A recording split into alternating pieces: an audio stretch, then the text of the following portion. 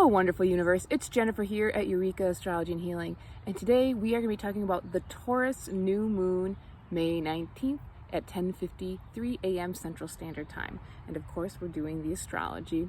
And as always, this is a snippet and a moment in time. However, some of these energies are definitely going to be playing out before and after this new moon. So just kind of be present with it as it arises. If you want to know more, check out my website and you can book a consultation with me for astrology. With that being said, the wind or the nature is taking my notes away from me, so I'm going to try and fix this first.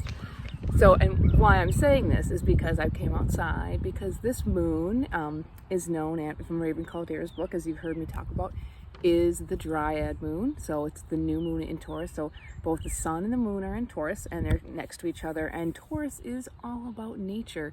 So you have a spotlight, the sun on it, and then the moon, the feeling of and the connection with and the intuition with nature. And also the sensual, being in a body, right? Taste, hearing, feeling, all of the things, the senses you can think of. And I would say including intuition. So that's kind of the first notable that I want to say. And as I do this, there may be sounds of nature and maybe sounds of human nature, mixed with technology there, coming into this. But it's so important to be outside for me for this, because this moon is so heavily focused on nature and themes with nature. But let's go back to the other notables. So not only is the sun and the moon in Taurus, we have a total of 5 planets, counting the sun and the moon, which are luminaries, in Taurus, and the North Node, and Vesta, which is an asteroid. Now that doesn't need to mean a whole lot to you, other than, holy cow, that's a lot of Taurus, right? Most of the planets are there. So this is going to amplify, especially because Jupiter just moved in there a few days before, another notable, the Taurus themes, again, of value, what I have, what you have, but it's more about focusing in on knowing your resources, trusting your resources, not being fearful of losing resources. Because some of the themes of Taurus is that, it's a really good accumulator. It knows how to build things, right? Grow things. But if it gets fearful, it could charge like the bulks, Taurus, and, charge towards something that is potentially threatening it, or start to hold on to things and to accumulate more than is needed and weighing it down, right? Too much stuff slows us down and can also, I don't want to say cripple us, but really can freeze us. And with that note, so Taurus is fixed energy. So again, like a very stagnant, it's holding its place, which is good. It has its place. But we also have, so all those planets in there, in where I'm located, Central Standard Time, it's a Leo rising chart, so more fixed energy. And then Pluto is still in Aquarius. It's going retrograde, fixed energy. So there's going to be themes of people not wanting to change. And it's going to be in different areas, especially where the Taurus, and I think the Pluto is going to be here in Aquarius, because it's just like, no, we have to hold this down. And that could be good. It could be a challenge, because a new moon is about new things, right? New starts. And so that being said, you could start something new and wonderful, around the new moon, a little bit after maybe, and you're going to grow it and it's going to really hold its place. But whenever you start something with so much fixed energy, which is going to hold it and make it last, is that there may be missed opportunities for change, right? The mutable energy, like maybe you need to change or tweak this. So a note here is don't get stuck too hard in something if there are changes that are needed. I'm guessing that a whole lot is going to be coming up, and there's going to be that sense of holding space, but don't let that pass you by, because this fixed energy can be just a little too stagnant. It's important. And the next notable, so we talked about Jupiter moving into Taurus just a few days before. That's super big. About once a year, it fully moves into a new sign. So not for a full year, but almost. Jupiter has been in Aries, and that's getting things done, moving forward, taking charge, and it's getting into Taurus, and it is slowing down, right? Mercury's in there, it's finally direct, so slower thinking, maybe not even and speaking, but not even wanting to speak, and just kind of pulling inward and being present and rethinking things, and really thinking about your words. But then all of a sudden that the way you want to expand is kind of we're gonna do it slowly, not so fast, not running. So it's a great time to just pause for a minute and take stock in what you do have. It can be material things. It's a great time to take stock in what you have in your body. And this is, I mean this positively, right? So sometimes people may have chronic ailments or injuries and it seems horrible, right? Like say they have, I don't know, an autoimmune disease, like, oh, I can't, this limits me from this, and this, but can you still walk? Can you still breathe on your own? Can you still go to the bathroom on your own? Can you see? Can you hear? And now some of these things may be lost, but most people still have some of their senses. And this is a time to celebrate our body and what we do have and its value and how it can be celebrated. Because this dryad moon, we'll come back to it, dryads are the spirits that live in plants. And there's a lot of lore around it. Now, of course, every plant has its own sacred energy, but we're talking about kind of like a little extra magical spirits living in these plants. And it's all about connecting with nature. And we've talked about this before, but humans, it depends on who you are. Like, we love nature, care about nature, but we're slowly moving away from some of its healing properties just by like being in it, connecting with it, and like respecting it, and myself included. I'm working on it every day, but how can I make sure the water stays clean? How can I make sure that I don't waste water? How can we make sure we don't pollute the air, the soil? All these things are really important. And if we lived in harmony with nature, this wouldn't even be a question to be like, yes, of course. Like this is, the earth is a gift to us, and we need to make sure we can gift it to the people and animals, everything after us. Like, this is a privilege. Having clean air and water, like, and food, like, you could move to Mars and see how easy it is to live there. Like, this is a beautiful, wonderful planet. And if you're having feelings of being uncomfortable in nature or connecting with plants, it's a good time to try, because you're going to get information that will ultimately help you value and maybe celebrate your day-to-day life. Like, you can wake up and get out of bed. Now people are like, oh, well, blah, blah, blah, blah, that's nothing. It's like, not really. That's a celebration of life right there in its of itself. And like, this will help you connect with, nature, yourself. And then underlying for me, what I think is the gifts you have. Because often we will say, well, I don't have this, so I'm not going to be that, or I'm not as good as this or that, or you see something someone else has, that's Scorpio, right? Like someone else has that and they can help me get to a place I want to go. But no, it's like, what do you have? And celebrate it. Don't belittle it or overlook it because you think, society doesn't value it. Everybody's gifts are their gifts. So please honor that.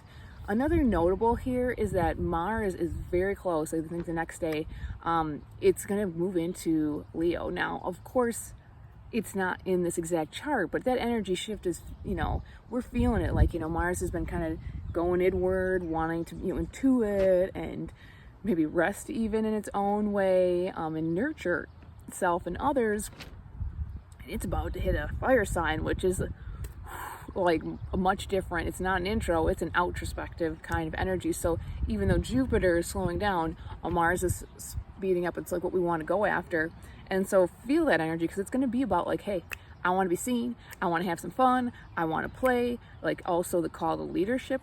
And the biggest aspect that I see in this chart, I mean, it's very basic, I'm not going into like infinitesimal possibilities here, is that so we have the new moon, and then we have these degrees of, so Pluto is going retrograde at 0 degrees of Aquarius. Mars, it's opposing Mars at 29 degrees of Cancer, like it's out of a sign opposition. It's all squaring the North Node and to Jupiter. So like the North Node and Jupiter and Taurus, it's saying like, okay, go inward, celebrate, be with your body, and also maybe build up your reserves, right, of your goods and your body too, right, of the things that you have. And then there's this pull, right? So Mars in Cancer is like, but we need to take care of other people, and this is not so important, or I need, more of an emotional connection and things like that. Where Taurus is, it's not emotional, but like it's not thinking about that right and forth, right? Especially when Mercury's in there. Maybe it's emotional connection to things, right? How it makes it feel secure. But so there's a difference, because one's more of a material connection. And then we have the Pluto in Aquarius go back into Capricorn. very slowly. And that's about, again, other people, like, and community. But, you know, it's also digging up the dark side. So it's like, how is your connection with maybe technology polluting your connection to nature? That's a great way to see it. Like, you know, is your connection to nature taking, or connection to technology taking you so far out of your body, so far away from nature that you are disgusted by nature? I mean, I know some people are like, ew bugs, ew dirt, and it's okay, it's cool, I get it, but it's like, you know, like, we are actually animals. So, like, you know, think about it for a minute there. Like, we are, you know, like, we come from the same stuff. And, you know, when you reject these things, you're rejecting yourself in a way. And so there could definitely be some shadow stuff, especially around that. I mean, Aquarius is also friendships and, like, the community. So maybe also someone could be like wanting to hold on actually to all their materials and value that so much, and then feel threatened by the community, which they see as like maybe wanting some of their stuff, like, you know, like, you know, more of a communistic way of like, yes, let's share everything so we all, you know, thrive. So there could be feelings of that too. Those are the major aspects that I see. There's a lot going on, like I said, because it's just overwhelmingly a Taurus, like I said, and there is some harmony going in here where Saturn and Pisces, so, like, you know, bringing out the dream, and like it's actually kind of solidifying it, and also making us have a few boundaries with that, like get your head out of the sky so much. That's a more positive way, actually. Like, if you're just like floating away because Neptune is still there, like, the dream, I'm just gonna do this, and then space off and not do anything, you know, just like, well, yeah, it sounds good, but, you know, I don't know how to do that. Like, Saturn's like, hey you guys, like, you have the resources and you have the dream, let me kind of help you with this a little bit. And even though Saturn's not comfortable there, I feel like that's the most positive asset. I could see it though, you know, like Saturn and Pisces can also be mental illness for some, and it's a positive, you know, it's a positive aspect, so I don't see it as a bad thing. But, you know, people could, again, like, have that channeling of like, maybe trying to, here's a possibility, like shooting for the moon too far, like, I can do this with all this stuff, and, you know, like, then Saturn's like, no, you can't do it at all. That's be more the negative, like kind of feeling depressed and like, oh, I just can't because I don't have enough supplies. But that's really would be a negative, the worst case scenario, in my opinion, for, I mean, gently, obviously, I mean, some people's charts are different, but it's a good aspect. And then we have, let's see here, I believe that Venus also makes a harmonious aspect to Mercury and Vestia, and then Venus is in Cancer, so like that's like the lovey part of Cancer, like, hey, like, actually, like, you feel really good when you help other people and take care of other people, but also yourself, like, and then when you invest in yourself and, you know, can help others, when you have that energy, like, that grows your value and worth. So, like, there's definitely some nice, like, lush, you know, energies going on with this as well. And just to, like, you know, kind of wrap that up, actually doing things, we could start something new, it's going to last. Plant seeds, plant plants, because the moon loves Taurus, and it's a great time to plant. You got the sun there, that's at the season of planting. You know, I suspect plants planted around this time are really gonna thrive. And what you could do, if you believe in dryads and nature spirits, is while you do it, ask them to help them grow. It's a great way to connect, or talk to the plant, be like, hey, you know, can you grow for me? Can you do well for me? And I'll take care of you. And by that, you know, you taking care of that plant, it may give you food, medicine, or just pure delight. So get in some nature, love yourself, delight your senses. I mean, don't over gluttonize. That could be something that happens where it's like, give me more food, give me more, you know, give me more food, give me more sex. And that could be more of like the denial of celebrating actually like what things are, because it's about respecting and valuing what we have, celebrating it, but not abusing it. And so the more is really not a celebration, it's an abuse. And I wanted to read a quote from the Moon Phase Astrology book from Raven Caldera. And I liked this one because I feel like it sums it all up. And the quote goes, "My green thumb came only as a result of the mistakes I made while learning to see things from the plant's point of view." And that's from H. Fred Ale. I mean, take it in.